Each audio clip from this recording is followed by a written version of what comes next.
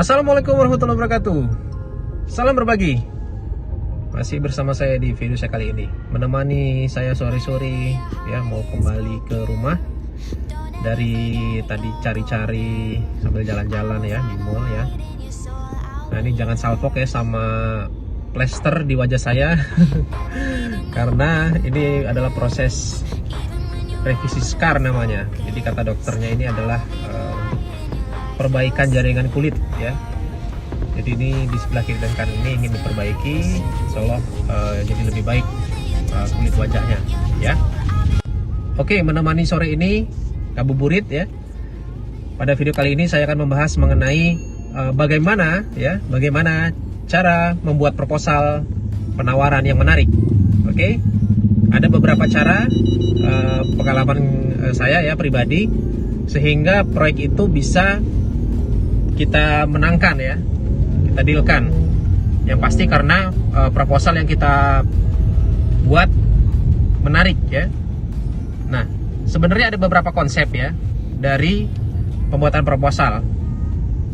Yang pasti kata kuncinya ya itu seperti kita dalam hal melaksanakan sebuah project ya, walaupun dia masih sebatas proposal penawaran ya, tapi kita bisa berasaskan BMW ya.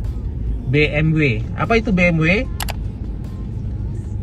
B-nya itu adalah biaya, M itu adalah mutu, dan W itu adalah waktu ya.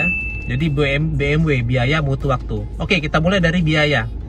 Biaya artinya ketika kita mengajukan sebuah proposal penawaran bisnis ya, project ya, itu harus kita tahu nih estimasi kira-kira perkiraan biaya ya berdasarkan scope of works ya, lingkup pekerjaan yang ditawarkan oleh owner itu kira-kira berapa ya. Jadi penawaran itu kita harus tidak terlalu murah dan juga tidak terlalu mahal. Jadi kita harus tahu ini sesuai dengan pengalaman ya. Memang tidak bisa kita generalisir ya, karena memang tiap owner itu beda-beda.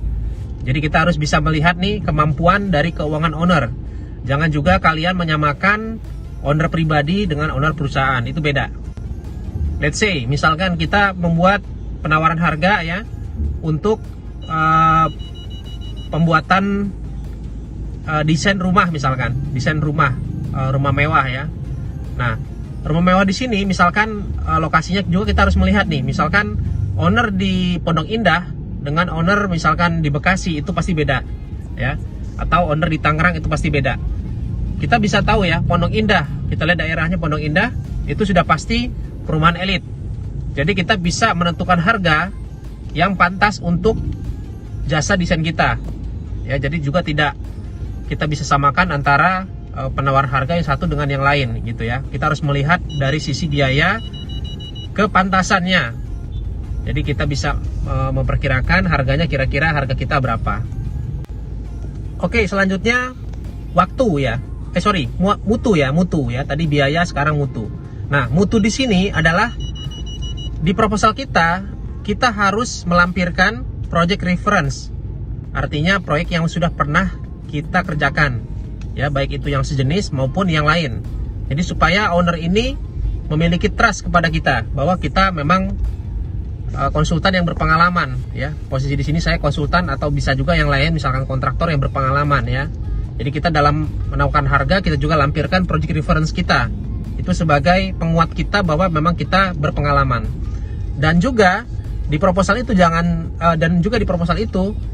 kita harus menyampaikan seperti apa mutu kita ya, seperti apa value kita ya.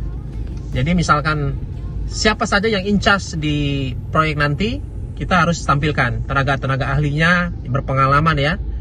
Jadi memang dari sisi mutu kita harus sampaikan kepada owner. Jadi supaya owner ini melihat bahwa oh, harga yang ditawarkan bapak ini ya, atau perusahaan ini harganya cukup mahal.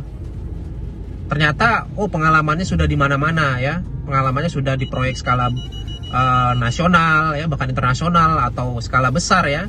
Sudah mengerjakan pekerjaan yang sejenis gitu ya. Lalu juga secara klien juga dia sudah banyak gitu kan, partnernya dia juga sudah banyak.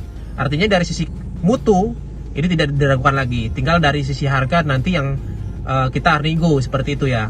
Nah, jadi juga owner juga harus melihat nih, jangan juga melihat sesuatu itu dari biaya terus murah-murah tapi mutunya tidak sesuai gitu. Itu nanti kebanyakan owner pasti kerja 2 kali tuh karena memilih konsultan yang salah.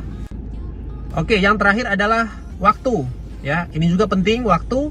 Jadi dalam membuat proposal kita harus men-state ya berapa hari ya, berapa minggu atau berapa bulan waktu yang kita butuhkan untuk kita mengerjakan proyek tersebut.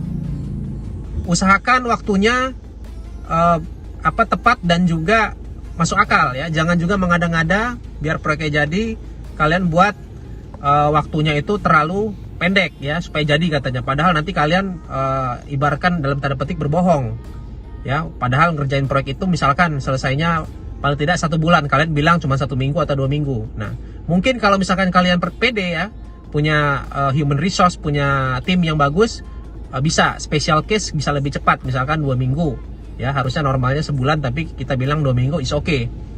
Nanti bisa kita mainkan di biayanya, karena semakin cepat otomatis biaya juga harus sesuai dong ya kan, semakin mahal. Dan yang pasti waktu ini sangat dibutuhkan owner, karena terkadang owner juga ingin sesuatu yang cepat dari sisi mutu bagus dan dari sisi biaya murah. Nah, itu susah carinya. Kalau misalkan kita bisa ketiganya, insya Allah ya kita akan menang ya. Kita akan bisa dipilih menjadi partner yang dipercaya oleh si owner ya. Jadi misalkan kita konsultan struktur, konsultan arsitek atau konsultan ME ya, itu pasti kita dipilih karena dari sisi biaya murah, dari sisi mutu kita pengalaman bagus mantap ya kan, tenaga ahlinya kompeten, dan dari sisi waktu kita lebih cepat di antara yang lain. Oke, demikian video saya. Apabila bermanfaat, teman-teman bisa subscribe channel ini ya, bisa like, share, and komen di bawah. Kira-kira materi apa lagi yang akan kita bahas di video selanjutnya. Oke, selamat berpuasa, semoga lancar. Assalamualaikum warahmatullahi wabarakatuh. Salam berbagi.